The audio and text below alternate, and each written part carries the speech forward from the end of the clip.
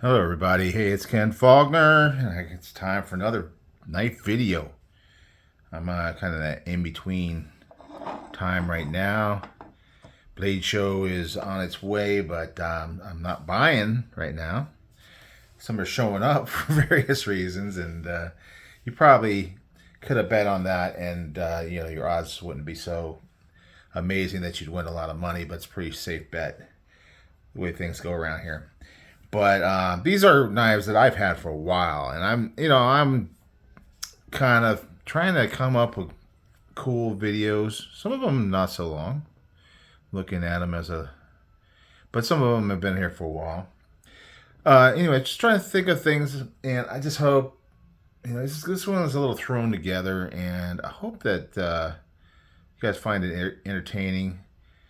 You guys are usually at least nice enough not to tell me if I'm boring you to death. No, I get a lot of good positive feedback. But this one was kind of thrown together. It's I think it's kind of interesting, and there's a lot of knives here, so hopefully it won't take too long because I'm tired and all that. You know how that goes. Hopefully my voice doesn't give out. I got some water here, so anyway, basically what I came up with within the last half hour is a group of knives, and this group is based on a price range, and you tend to see people talking about budget knives, or I seem to think that I tend to see people talk about budget knives, and for me that's like under $100, but some people it's under 50. There's always that range.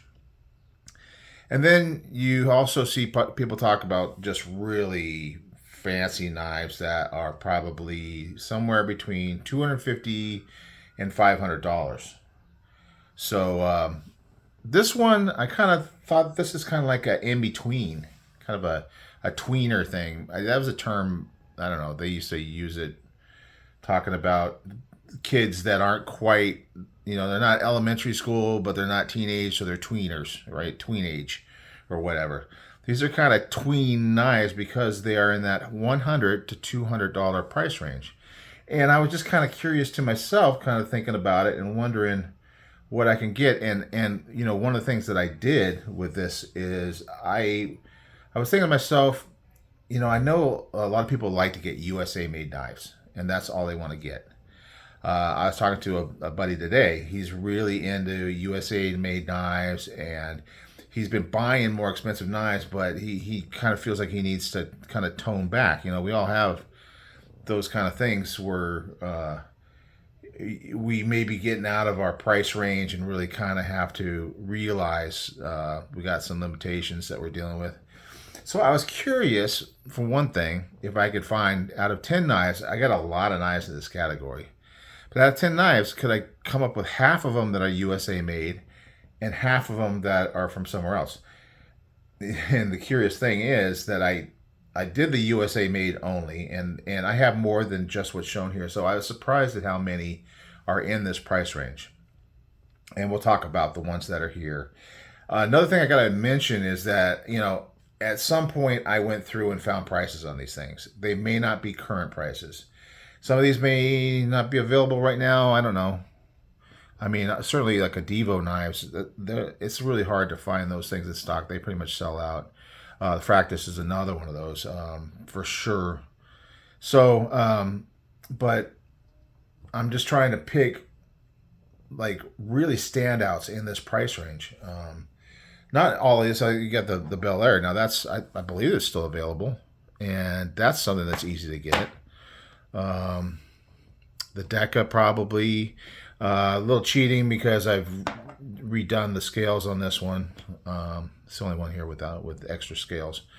But, the scales that were on there were pretty decent. They were FRN, but, decent quality and not like flexy. Yeah, certainly there was more USA made and a lot of non-USA made. But the ones that I picked in the non-USA just happened to all be China. And this is probably the majority of the knives in my collection are Chinese made. And I think that one, for people that like US made knives, probably China is one of, except for like Pakistan or something like that. People always joking about the Pakistan Damascus knives and stuff like that. But China's like probably that one, you know, politically it's charged and that whole thing. But in reality, there's just so many Chinese knives available, and in this price range, you get some nice ones. So we're going to talk about that. So let's start with the Chinese knives. Okay, you can see I got a couple of fixed blades. I specifically did that. I probably, you know, to be honest with you, when it comes to my knives in slip joints, I don't know if there's a lot in this range. I didn't really double check. I was kind of throwing this together, but I think most of them are going to be up in that $300 range, or they're going to be down at sub 100. There's not a lot in between there. And I, you know, it doesn't mean that they aren't available. It just means that my collection, you know, I love Jack Wolf, and there's a couple like GEC, those kind of things. And then I also like Rough Riders. You know, those are going to be down there. I do have one case knife, but it's one of the less expensive ones. And then there's Rosecraft. And so, you know, maybe there's some in the Rosecraft that snuck up into that area because they have some really nice ones. But anyway, it is what it is. You know, if it's popular, maybe I'll try to figure out something else later on. So let's get into it. So we talked about looking at the Chinese knives, and one of these interesting categories of Chinese knives. For one thing, you have like high-end Chinese knives, and all these are pretty nice knives and coming from companies that people really like.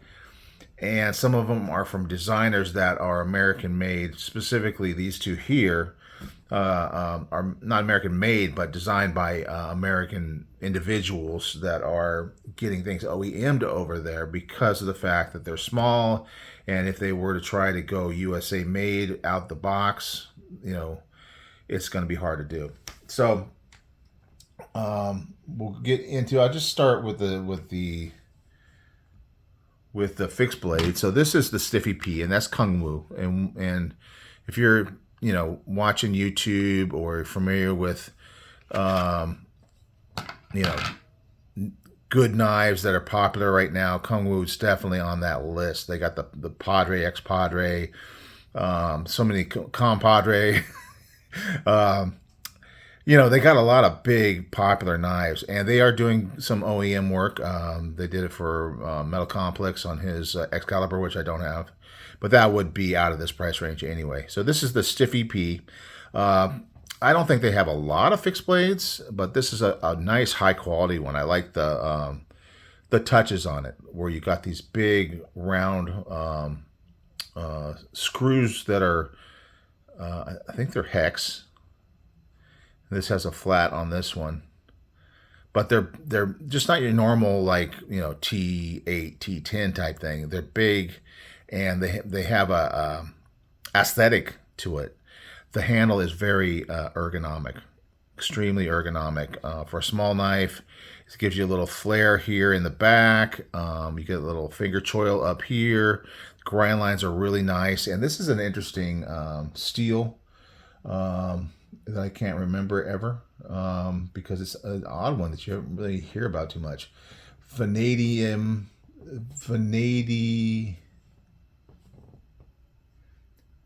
Vanatus 8. Vanatus 8, that's what it is. It's got to have some vanadium in it, right? So anyway, Stiffy P, funny name, fun, good jimping, nice knife, made in China. But, you know, the price range is up there, and the Kungwoo is going to come in generally at a higher price tag than your budget range. So you get something for it. It's got a crowned spine. The nut grinds are really nice on this. It looks very clean, nice design. Little touches. Fit and finish is where you're kind of getting more of fit and finish when you get into this price range, I feel. The sheath is surprisingly a little rattly, which I don't know if that's true throughout, but it is for this one. But it does hold in, so it's not coming out, and that doesn't really bother me that much. It's got a nice click going in, and little click coming out, so I do like that. So Stiffy P. Next is another brand that's really popular right now, Concept. And this is a design that's really popular now. And, you know, now actually with Concept is one of those ones that does have the lower cost, what is it, tenable knives. And you can get this actual design with the tenable. I haven't gotten any tenables yet. I really need to do it because I'm really curious. It's kind of like the Blue Label from Chavez and some of these other ones. I'm really curious. So maybe at Blade Show I might pick up one or two just to see what the difference is with the price range, you know, because it's curious. People really have to think about that when they're spending that extra money. What are you getting for that extra money? And for you personally and for your budget, is it worth it or not? No jimping up here, but it's got a nice thumb ramp. It's got that Sparrow Knife Company, isn't it? I'm not even blanking on it. I think it's Sparrow that did the design on this one. This is that one that I ended up buying on the left-handed version of it. But, you know, it's kind of interesting to me. I'm always curious, you know, and I'm curious about people that have, you know, that are left-handed and end up getting right-handed knives and what it feels like.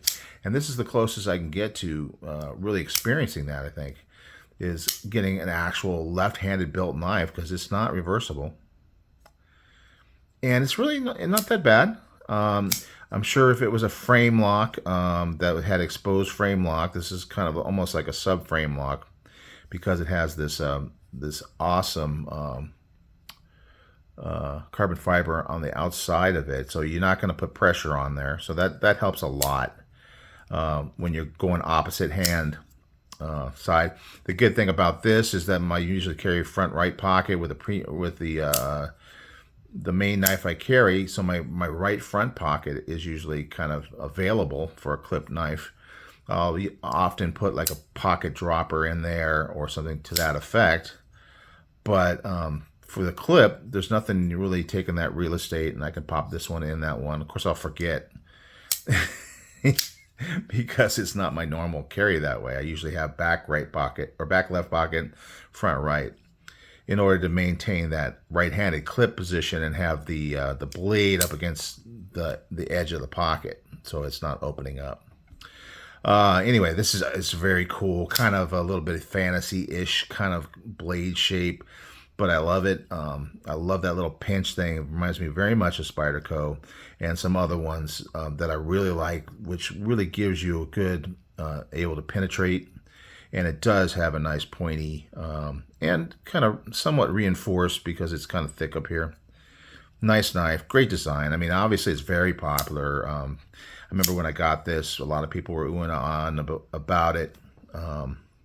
Nice. I like the way that relief is done on the lock, which is basically a frame lock. It's a little thinner because, you know, it's full tie up here, and then it gets thinner as you got the covers over the top here, but it's very thick. Nice, probably 25 to 30% lockup. Never had a problem with it. The kind of the brass, I don't know that it's brass. I think it's like an ano. You know, touches there with all the hardware, just good quality, and that's the kind of stuff you expect from Concept. And then, yeah, you usually end up having to pay for it. You know, it's a good thing that they came out with the tenable for people that just can't afford it, but they still want that style, because you can get this knife in the tenable version. I don't know if they're available. I think they sold out pretty quick, but they may come back or whatever. But I mean, they did give you that option, which I think is cool. This is one that's very popular as far as the brand's concerned. It's a Riot. And maybe a year ago, if you told me there was going to be a Riot in this price range between 100 and 200, I think you were crazy. It's interesting that this is, I believe this is a G10 handle, but it's just very different as far as how much contouring there is, how much milling there is. It's kind of hollowed out on the inside. It's got metal liners in there. And it does have this this pivot lock, which works extremely well. I mean, just very fidgety.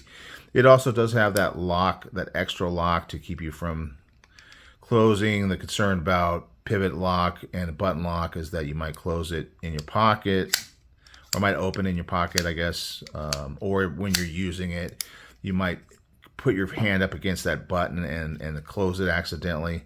I never really have had a problem with that. This one is not very proud or anything. I mean, not ego or anything. It's just proud, meaning it doesn't really stick.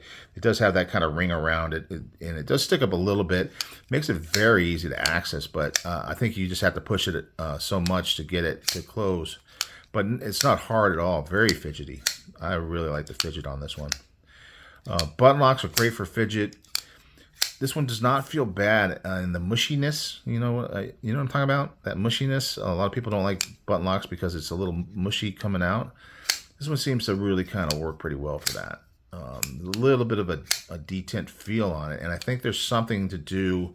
I think the guy from Kein, what's the name of that company? Kein, or they sell the Riots, and they're talking about how there's something in there that is like a detent, because you can, you're not shaking this thing open, and it does kind of fire out once you get it. So it just has a great feel. I mean, and then it's because of Riot. I mean, it's Chinese made, but you got to admit, I often kind of say, and I can't say that I know this for a fact, but I feel that when people started getting things OEM'd over in China from the U.S. and then kind of telling them what they want, adding quality to the design that the U.S. Designer wants, they ended up teaching them how to make good knives, and because of that, we end up with stuff like that. But the real deal is that Riot, like I said, usually over $200 knives. I mean, I really don't have a lot of Riots in my collection, but over the years, it's because of the fact that it was Chinese made and the price tag was pretty high. This one came in at $122, which is exceptional. It's called the PLXE, so it doesn't really have a name, just a bunch of letters and a dash in the middle. PLXE, but man, just so nice. Nitro V steel. The steels in this category, I mean, I do have a Magna Cut. There was that Venatus 8, which, I don't know how premium that is. I heard good things. So I do have like 3 Magna Cuts in here. Nitro V M390, 14C 28N, but only one 14C. S90V. So, I mean, you're getting some good steel. And then Crewwear. You're getting some good steels in this price range. So, I mean, that's where you're going to, whereas below 100, you're going to be seeing more Nitro V and 14C 28N and then D2s and stuff like that. Whereas in this price range right now, for what I picked out, I'm sure there's probably some D2s, but probably not as many, certainly. I didn't actively go to not pick D2s, but it's just interesting. I just find this stuff interesting. It's almost like trying to figure out statistics with knives. So now we're getting down to the YouTubers. Obviously, Kevin and Colin. Colin is a knife designer. Kevin is a YouTube reviewer, and together they put together an amazing knife.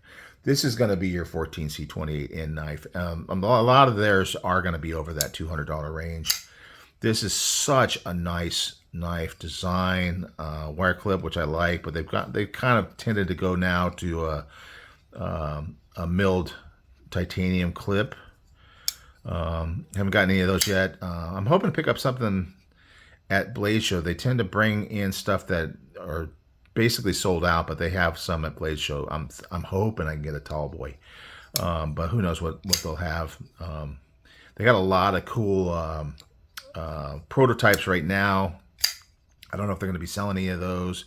Who knows? But they usually have stuff there, and I usually hit them up early on in the show because I want to see what they got before, if they just only have a few things, I want to be able to get what they got. So we will be checking that out. But this is titanium on the handle. I double check that, make sure I'm right. Yeah, titanium. And I'm not sure who did this one. They do a lot of Kubi, so it's probably Kubi. And the price is probably having Kubi do their OEM is helpful for that. 14C28N, but it's beautiful. I mean, it's got a hollow grind. You know, some of that kind of stuff, some of the grinds are some of the things that you're going to see with this price range as well. Whereas you may not get as much hollow grind. Yeah, I think there are a lot of good budget ones with hollow grinds, but this one's very nice. Reverse tanto, I guess you can call it that. Great jimping, goes way out to here. Just a great feel. It's got that inset liner lock on this one. Really nice. I really like this one. I mean, obviously, I kind of picked out premium ones in this price range, so I forced myself into that price range. I didn't like spend a lot of time, so there may be, you know, I just kind of like grabbed stuff, but I still went for some of the best stuff because I really wanted to show off what you can get at this price range. KC and Tempest knives, always keeping the price really reasonable. That seems to be his theme. This one is one of the higher price ones, a little more premium. Obviously gets used. I'll clean that guy up. But yeah, this is a great knife. The Fractus, he didn't get that much on order on this one. I was glad that I picked this one to do the pre-order on and get in there before it was gone. It just got some beautiful carbon fiber on this one. And it's a great knife. I really like this one. It is, like I said, a little bit more for his knives. I think whereas Devo tends to go from this range and up, Tempest seems to go from this range and down. Probably a lot of theirs are in that 100 plus range. I can't remember for sure on some of the other ones if they have anything sub 100, which they might.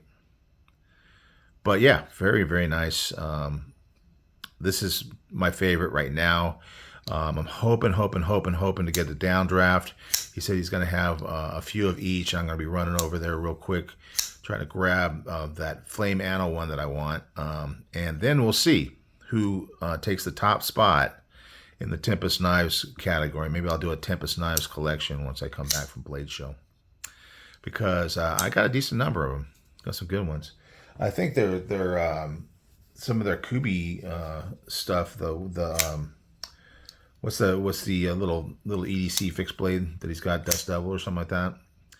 That's probably under 100. I'm pretty sure. Although that's not under the Tempest brand, but still his design, so I would probably throw it in with that collection video.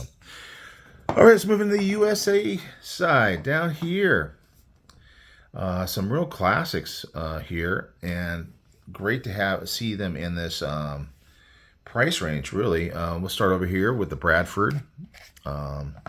So this one is the Bradford Guardian 3. I bought this early on. I mean, most of the fixed blades I had before this were just lower, you know, either no-name brand or whatever. This is like kind of the first higher end brand fixed blade that I got. I still feel like this fits in the EDC category. It does have that horizontal appendix kind of carry thing, but it is a leather sheath instead of the Kydex you see a lot of nowadays. They did offer one, but you had to buy it separately, and I just chose to opt for this one. A lot of times I was kind of like this one with music too. When I was big in collecting music, it's like I would like to listen to the album the way the artist put it together, and I want to experience, you know, because they would pick, you know, what order they put the songs in, and you know, that kind of thing. And a lot of times with the knives, I want to experience what the artist decided. They decided to use this sheath and why they did. And sometimes I will opt out to get a different brand, but I mean a different sheath or different, you know, scales a lot of times nowadays. Yeah, really nice. This is micarta, right? Double check it. Bradford with the micarta handles. Great swell on there. It just really, you actually can pretty much get the full 4 with the forged oil here. Really grippy jimping. They do a great job. I mean, that's that fit and finish thing I was talking about.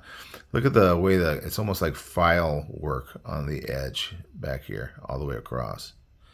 Don't know about ferro rod because it is kind of filleted on the ends. You might not be able to, but yeah, it's a smaller knife. I mean, it's not something you would tend to be starting a fire with, I think, for the most part, unless you have to.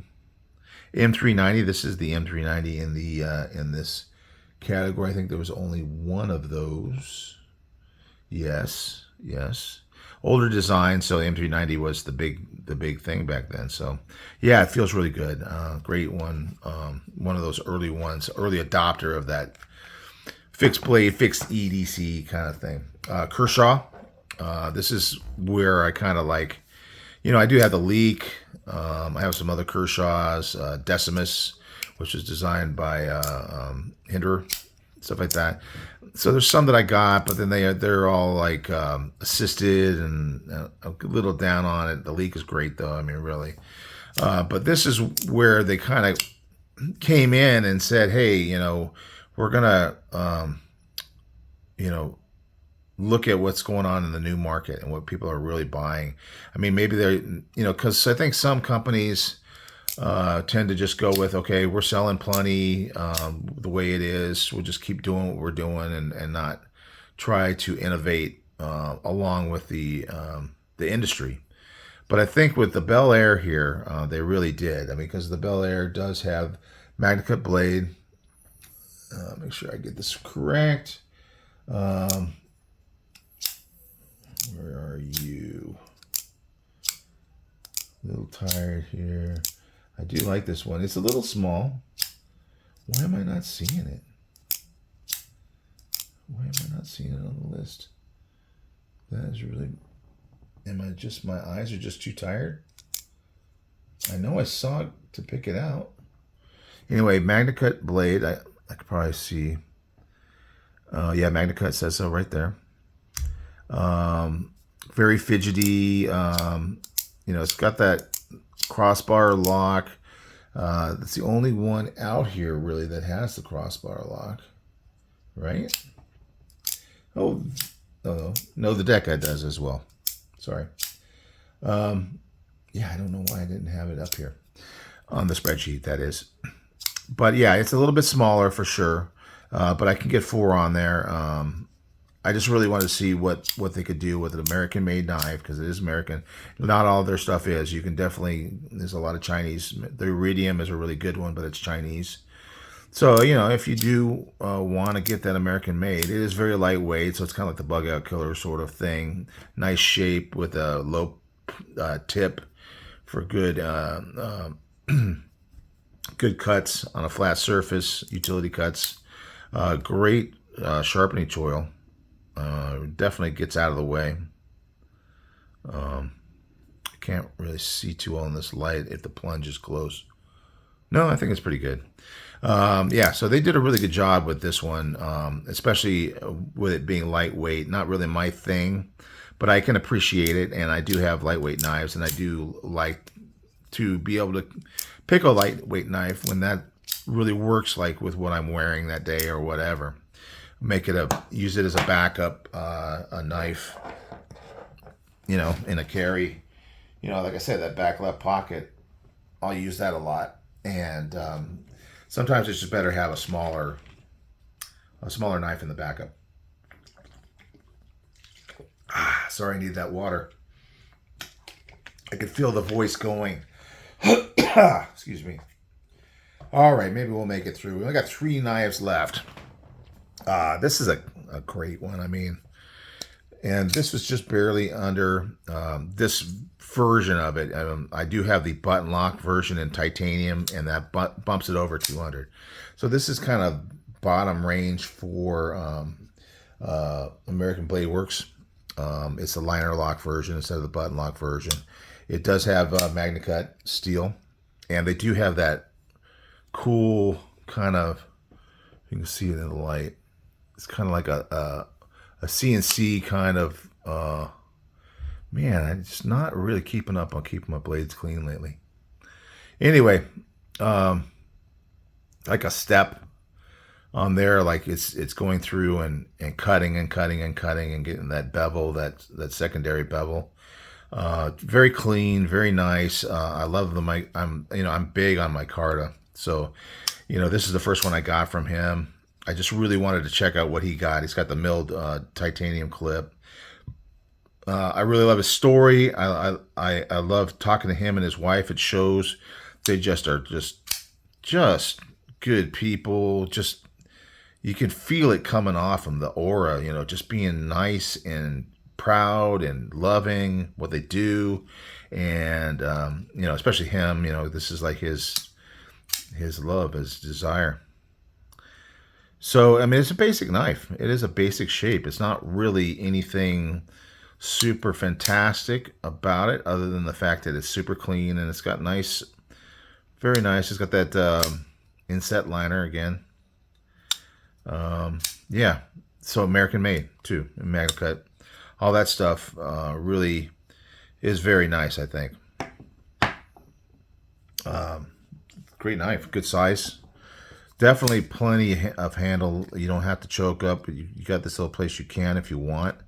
But you're back here and you got plenty. And I like that little swell. You know, sometimes the swells they do like this don't work out. But in this one, the swell really works out. And I know some people don't like that it tapers at the end, but it's got enough here to keep you from sliding out. So in my opinion, as far as gripping and ergos, good jimping, feels good. Not super sharp, but definitely grabs. Yeah, so anyway, I just love the quality. I love the whole idea of the company, and you know, I'm a fan, obviously. Spyderco, speaking of being a fan, you saw my collection recently, man, it's just exploding. And this is the one that I ended up buying. I thought I was getting a pair or a military 2. I got the PM2. It was just funny. Funny stories. It's a good thing I can laugh at myself. Otherwise, you know, I'd probably be kind of think I'm an idiot. And maybe some of you guys do think that. But if you do, you keep it to yourself, which is super nice, and I appreciate it so much because everybody's really cool in the comments. I do read more than I respond to. I do try to respond, but I'm working full time and all that kind of thing. Plus, you know, life. Yeah, speaking of which, I got to wrap this up so I have a little bit of time before time to go to bed. This is the Paramilli 2. It's a classic. It's a USA made Spyderco. Obviously, not all of them are. They have certain. I mean, Paramilitary 2 are, but different models. Tenacious is tending to be made in China. They have Taiwan. They have Italy, Japan. I think they have some other ones that are kind of obscure places. Maybe not. Lots of cool steels, crew wear on this one. And really, I mean, the reason why I bought this one, and I didn't pay enough attention to know that it was a PM2, was that I saw the price and I go, man, it's under $200. That's amazing. Actually, if you get the military 2, it's going to be over 200. I should have seen that. Should have been a red flag. But yeah, you got the multi-position clip. I did go out and spruce up the clip. Normally, I'm good with the Spyderco clips, but I felt like this one was like a little bit special, and I wanted to treat it that way, make it feel like he loves me. He really loves me. He put a Lynch, cool kind of a brass anode clip on. Yeah, it's a very nice knife. I really like this, even though I'm not that much into having multiples of the same model. PM2 is definitely a standout model in my mind. And then the last one is the Hogue Deca, and this is Magna Cut. This is I think my first Magna Cut knife that I got at a blade show. Yeah, I think it was the first one. It's a classic, and it's another one that's like this, where it's kind of like a bug out killer, quote unquote, if you want to call it that. They're very similar. This one's kind of got a dual grind on it. It's, you know, so it's a little bit more robust here, but I mean, they're lightweight knives, so I'm not going to do massive work with them anyway. Very similar, size-wise. Of course, this one I did get the aftermarket scales. Can't remember who I got these ones from. I think it might have been Original Goat. They got some great stuff. I really like their scales. But yeah, because it did have FRN to start with, and at first I was fine with it, with the steel liners. It made it still sturdy. I believe it. This might have, I think, if I can see in there, I think it might have ended up, I think it originally has steel liners. or maybe just partial liners. Either way, this upgrade, this is aluminum, but it feels really good and looks really good. And you know, I kind of felt like another one that I wanted to kind of give a little bit more. FRN, at the end of the day, it's definitely not my favorite. A lot of the Spyderco lightweights I can deal with it on, especially the less expensive ones. But yeah, and it's fun. It's fun to switch out scales. If you haven't done it yet, you know, you're kind of missing out. Now, I know that a lot of people put in skiff bearings, and I haven't done that yet, so maybe I'm missing out. I do plan on doing that eventually, but sometimes it takes me a while to pull the trigger. But there you go. We're talking $100 to $200. I think the lowest cost one on this list is 122, which is the Riot. And the most expensive is $199, just barely under, and that would be the American Blade Works. And then another $199 would have been the Fractus, and you know, obviously you add tax and you're going to be up over 200. But we're just going in what is it, MSR, MRS, whatever, manufacturers, whatever. You know what I'm talking about. It's in that general area, and on my spreadsheet, that's where it lands. So that's what I'm doing, guys. I hope you enjoyed it. I thought it was interesting. There certainly were a lot of other ones I could have picked, and a lot of really good ones I could have picked. I'm going to have to go back and see if there are any slip joints in this price range. That's interesting. But probably not many. Certainly not any USA-made ones, I'm pretty sure. So it's been hard to have, you know, that USA versus China kind of thing going on. Not that I was originally intended. It was USA versus the world. That's what I was trying to do. But it ended up China versus US for whatever reason. It's kind of funny. Yeah, anyway, guys, it is what it is. Thanks for watching. I'm going to go ahead and have some time. Oh, wow. It is a long video. I'm going to have a little bit of time for myself before I have to go to bed and go to work tomorrow. But tomorrow is Friday, Hive Day. You know what it is. All right, guys. I'll see you guys on the next one. Bye.